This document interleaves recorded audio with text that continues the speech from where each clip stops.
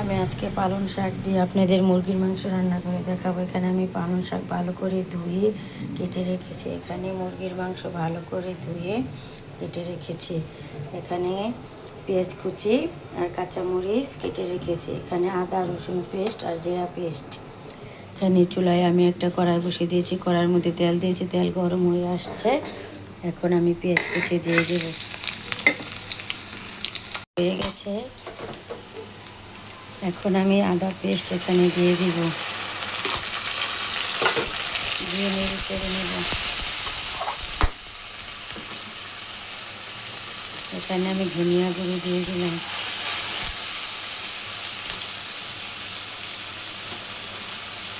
এখানে আমি হলুদ মরিচ গুঁড়ো দিয়ে দিলাম।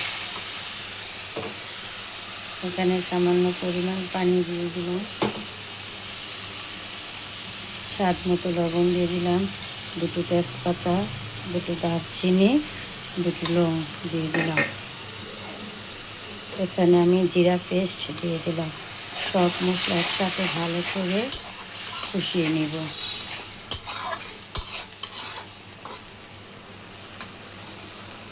মশলা কষানো শেষ।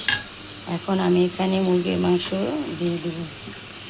মুরগির মাংস দিয়ে মশলাটা আবার ভালো করে কষিয়ে নেব।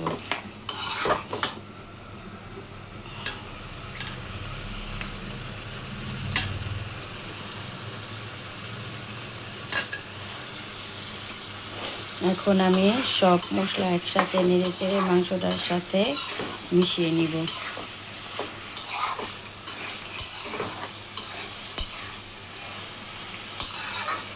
আমি এখন ভালো করে মাংসটা কষিয়ে নিব। আমার মুরগির মাংস কষানো শেষ। দেখেন মশলা থেকে একটা তেল বেরিয়ে আসছে। এখন আমি এখানে পালং শাক দিয়ে দিব।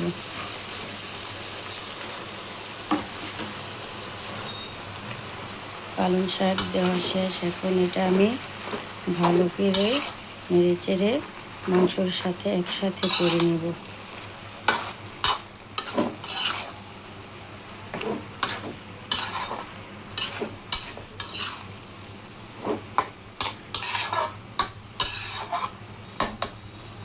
আমার শাক দেওয়া শেষ। এখন আমি এটা ঢেকে নেব। শাকের মধ্যে কোনো এক্সট্রা পানি দিব না।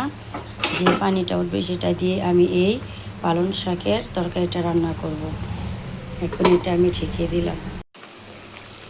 আমার তরকারি এখন হয়ে গেছে, শেষ পর্যায়ে। এখন আমি এখানে জিরা ফাঁকি দিয়ে দিব। আমার মুরগি দিয়ে পালং শাকের তরকারি রান্না করা শেষ। দেখেন ফাইনাল লুক। তরকারিটা দেখতে কীরকম হয়েছে, মাশাআল্লাহ।